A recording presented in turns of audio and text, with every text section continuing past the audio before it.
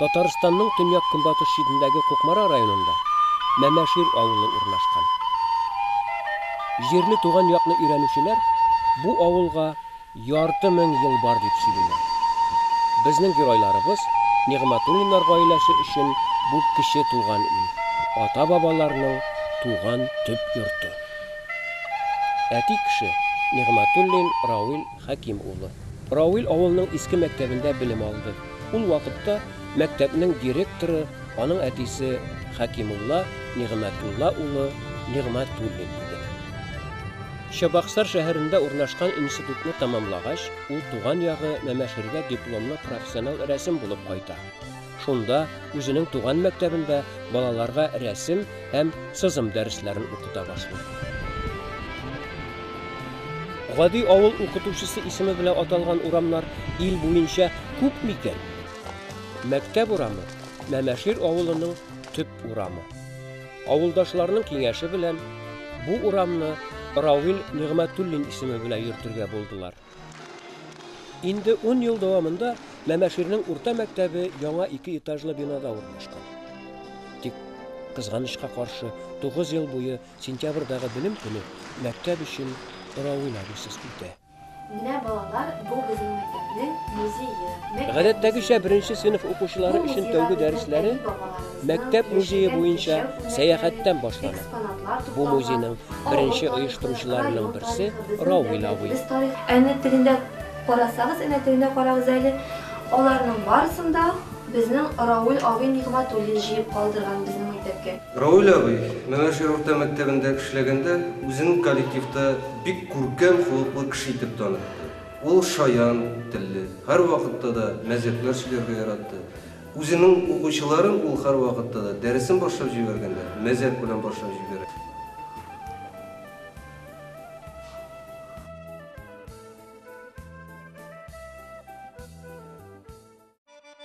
Мәктәп остаханәсендә Рауил абыйның үз куллары белән ясалган милли костюм саклана. Без мәктәбебездә Рауил Нигъмәтуллин исеме белән бәйле булган һәр нәрсәне күз карасы кебек саклыйбыз. Мәсәлән, хәзер мәктәп бию ансамбленең репетициясе бара. Алар Рауил абыйларның эскизлары буенча тегелгән костюмнардан бииләр. Шулай ук мәктәптә Рауил Нигъмәтуллин призына конкурслар уза. Рауил абый Мәмәширнең шишмәләрен дә кадерләп, чистартып, карап тоткан. Шуңа күрә дә 90нчы елларда Рауил абый тарафыннан оештырылган фольклор ансамбленең исеме Сара Садыйкованың популяр Җидегән шишмә җыры белән тәңгәл килүе очраклы түгел. Менә Җидегән шишмә ул шулай. Ансамблебез белән бер ансамбльдә башка бер кеше безгә үтмәде инде. Тагын Рауил белән эшләүе бик җиңел. Ул инде мәктәптә укытты, мәктәптән тыш ул инде менә миндә сәхнәнең бер өлешендә рәсемдә алып барды. Күпмедер кешеләргә өйрәткән миңа шушы Курчат театрында сәхнә рәсемләре. Авылның Карсыннары бәйрәмендә күрше өлкәләр һәм республикаларда анда ул оештыручы, башлап җибәрүчесе иде. Андый кешене әле чаткан дип Рауил кебек кешене. Аның бер вакытта усаллыгы юк иде. Ерактан елмаеп киләдер. Ул сөйләшүеннән ләззәт, рәхәт табып, әле рух алып, син ягыннан дагы рухландыра торган кеше иде.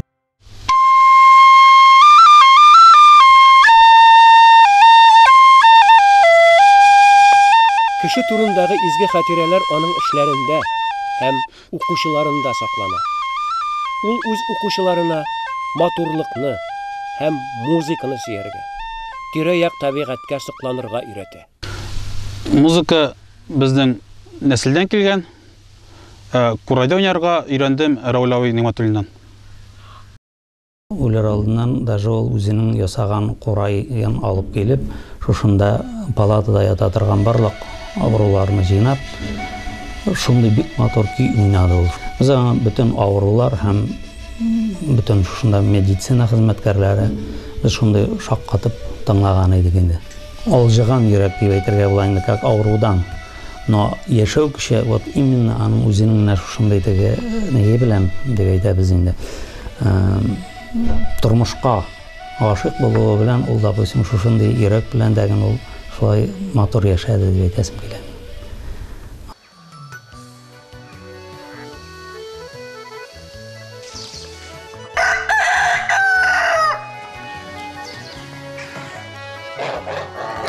Әгәр дә әти кеше йорт һәм гаиләнең фундаменты булса, әни кеше җаны шул гаиләнең учагын саклый.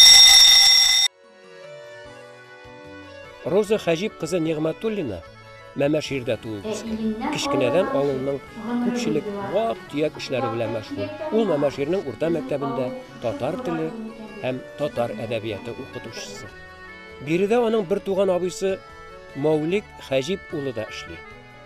Ул исә яшәү рәвеше һәм иминлек нигезләрен укыта.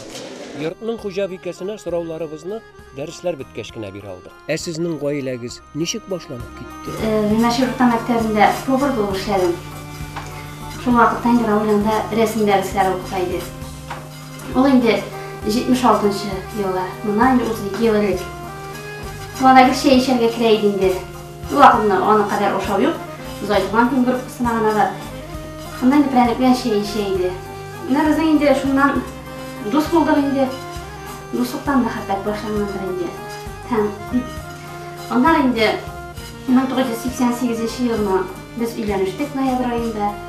Бик матур яшәдек, бик әйбәт яшәдек, бик әйбәт кеше иде. Ул минем, наверное, по-русски говорим, единственная.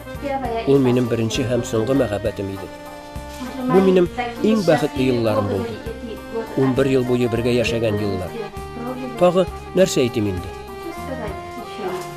Менә бер браклы ике малай күренде. Айрат һәм Азат. Ничек итеп укытучы булырга уйладыгыз? Читтән торып укыдыгызмы? Равил мине укырга аның кертәсе килде. Мин инде кергәч дип университетка кирдем. География бүлегенә теләдем. Сочинениене 5-кә яздым да 48 кешедән 2 генә кеше 5-кә яздык. Миңа татар телен тәкъдим иттеләр. Мин татар телендә укыганыма. Балаларны Равил карады инде. Азатка 5 ай, Айратка яшьтә 10 ай иде. Сыер да сауды, аларга пешереп тә ашатты. Ул вакытны газ да кирмәгән иде, плитәгә дә якты инде. Шулай иттереп. Аның ярдәме белән мин укып чыктым. Кайгыны кичерергә сезгә нәрсә ярдәм? Туганнарның шушындый русча әйтсәк поддержкасы нәтиҗәсендә шушындый хәлгә килгәнмендер. Мин бик рәхмәтле Аллаһ Тәгаләгә. Чөнки миңа яңадан яшәп китәргә көч бирде. Ул миңа куәт бирде. Малайларымны үстерергә. Роза Хаҗип кызына Аллаһ Тәгалә туганнары һәм якын кешеләре олы апасының Мәмәширдә торуы авырлыкларны җиңеп чыгарга зур өлеш кертте. А нас у папы с мамой 6. Без әти-әнигә 6 бала идек. 4 кыз бала, 2 ир бала. Мин иң олысы. Миннән соң энекәш, ә Роза безнең 3нче бала. Әти белән әни гади авыл кешеләре иде. Әле мин шигырьләр дә язам. Энекәшләрем бик яхшылар. Берсе Башкортстанның Нефтекамск шәһәрендә яши. Җәй көннәрендә очрашабыз. Без барысы 26 кеше хәзер. Балаларга әйтәм инде. Без бер зур гаилә, ярдәм кирәк булса бер-берегезгә булышыгыз дип. Помогайте. Роза ханым өчен зур гаилә ул туганнары гына түгел. Аның дуслары, күршеләре, гомумән әйткәндә, бөтен Мәмәшир. Ул алар турында, китап бастыру турында хыяллана. Тик әдәбият белән ул соңрак шөгыльләнергә уйлый. Пенсияга чыккач вакыт та күбрәк була. Әлегә ул безне гаилә дусты, тирә-якка танылган Мәүлик апа белән таныштыра. Ул олы яшьтә булуга карамастан, тирән мәгънәле бәйетләр яза. Мәлик апа безнең Мәмәшир авылының иң кызыклы, иң күңелле, иң оптимист, шундый үз күңелен үзе күтәрә торган, урамнан кем генә бала чаганы олы кеше үтсә дә, шигырь чыгарып кала торган шундый сәләтле кеше инде ул. Мәлик апа, иң беренче шигыреңне ничәнче класста укыганда яздың? Сталиннымы? Сталинны. Нет, муйнында берсе юк бит, ишкына. Караңгы төшкәч кенә, өйдәге мәшәкатьләрен бетереп, Роза апа үзенең тойгы хисләре белән уртаклашты. Ул да булса, күп еллар буе җыелып сакланган гаилә архивын күрсәтте. Биредә Равил абыйның рәсемнәреннән торган альбом. Балалары өчен аның үз куллары белән ясалган әйберләр, балаларының грамоталары, гаилә һәм әни йөрәге өчен иң кадерле. Ул инде акча, алтын белән чагыштыра торган түгел. Менә мондый кыйммәтле истәлекләрне саклау, ул инде безнең нәселдән килгән, шушындый нәсел җибенә барып тоташадыр. Менә безнең монда инде нәсел шәҗәрәсе бар, нәсел агачы. Моны инде минем әти ясап калдырган. Монда безнең 7 буын бирелгән һәм безнең монда инде агачның иң өске өлеше монда терәлеп калган инде Азат белән Айратка. Мин инде Алла бирсә, монда Айрат белән Азатның балаларын монда яңадан үзем кара ручка белән язып куярмын дип уйлыйм. Һәм шулай булырга язсын. Уллары Айрат һәм Азат әни кешегә бер үзенә генә егетләрне тәрбияләргә авырга туры килә. Шуңа карамастан, уллары хезмәт сөючән. Җәйнең соңгы көннәрендә әниләренә төрле яклап та ярдәм итәргә тырышалар. Үй мәшәкатьләрен башкаралар. Ә көч көне аларга укырга китәргә кирәк. Нигъмәтуллиннар гаиләсенең юлында авырлыклар гына түгел, ә искиткеч мәрхәмәтле кешеләр дә очрый иде. Алар әни кешегә улларын аякка бастырырга ярдәм иттеләр. Мин бу семьяны бик күптәннән беләм.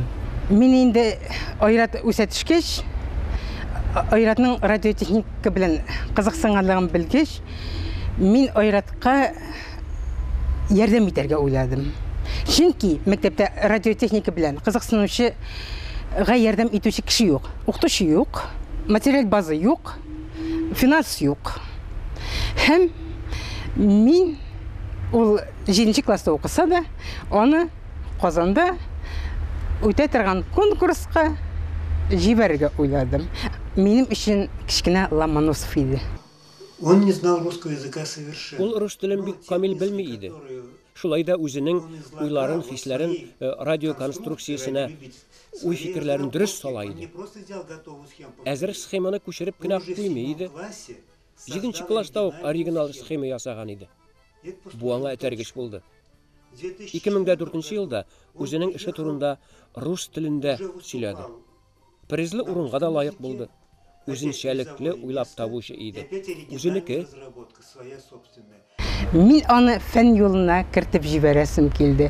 Һәм ул алар Казаннан кайтканнарын күрсәгез, ышкынланып, илһамланып кайттылар. Чөнки алар 11 класс укучылары белән ярышып, иң зур бәяне алып кайттылар.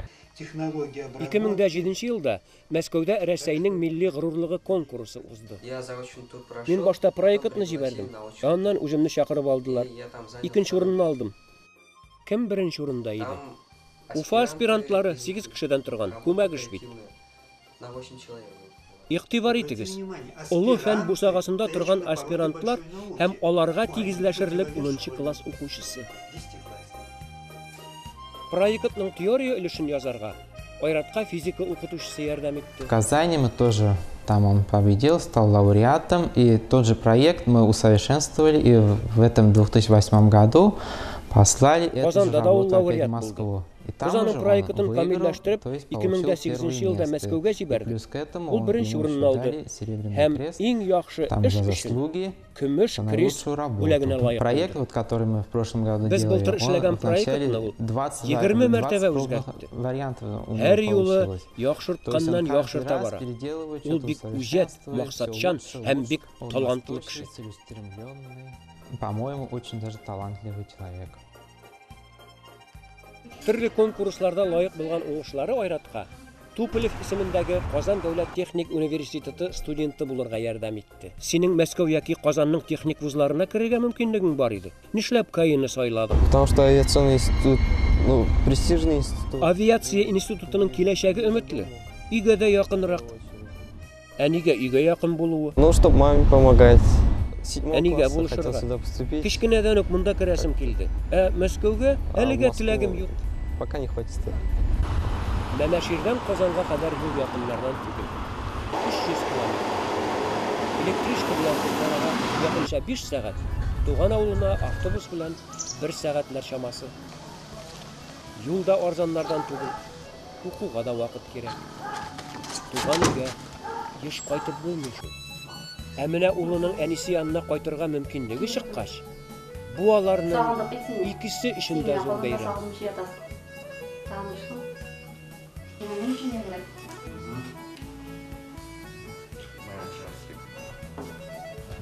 Әнисенең тәм-томнарыннан авыз иткәч, студент үзенең эш өстәле янына омтыла. Төрле детальләр һәм паяльник белән яраткан шөгылен башкара. Профессияң нинди була инде синең? Я буду специальность у меня Ул электроникада нанотехнология дип атала. Институтта бу яңа һөнәр булачак. Второй год еще работает в институте. Техника белән кызыксынуың каян килә? Я сам даже не знаю, иногда думаю, откуда.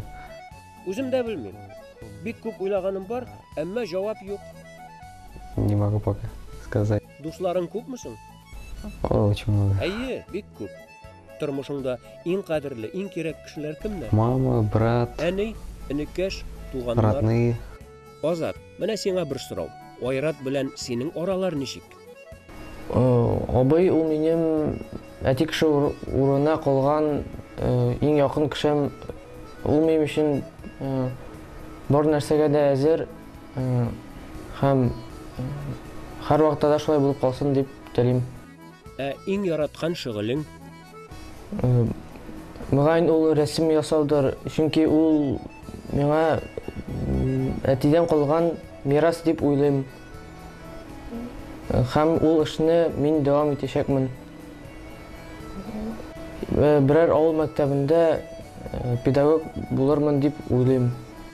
Бу инде киләчәк, әлегә Азат Айрат укыган Кукмараның гимназиясын тамамлый. Укудан тыш район үзәгендә урнашкан балалар сынлы сәнгать мәктәбенең түгәрәкләренә. Это очень талантливые, способные юноши, которые начали обучаться у нас с 2006 года. Бу бик талантлы егетләр иде. Алар безгә 2006 елда килделәр. Айрат белән Азатның рәсем сәнгатенә сәләтләре барлыгын без бик тиз сизеп алдык. Айрат хәзер технический вузга керде.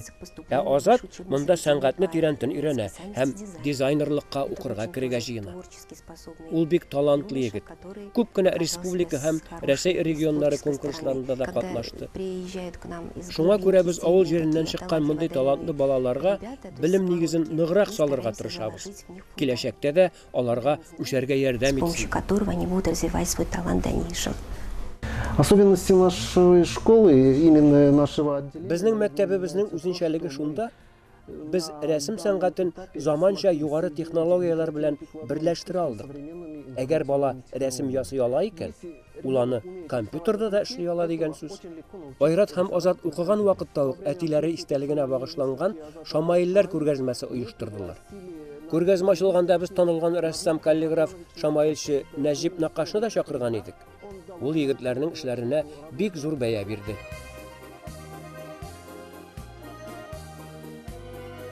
Үзләрен зур гаилә чылбырының бер өлеше булуларын тоялар.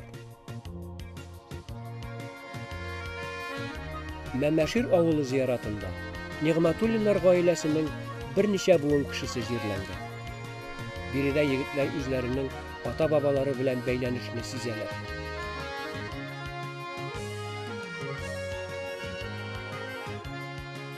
Китер алдыннан гаилә, туганнар, якыннар белән фотосурәткә төшү традициясе бар.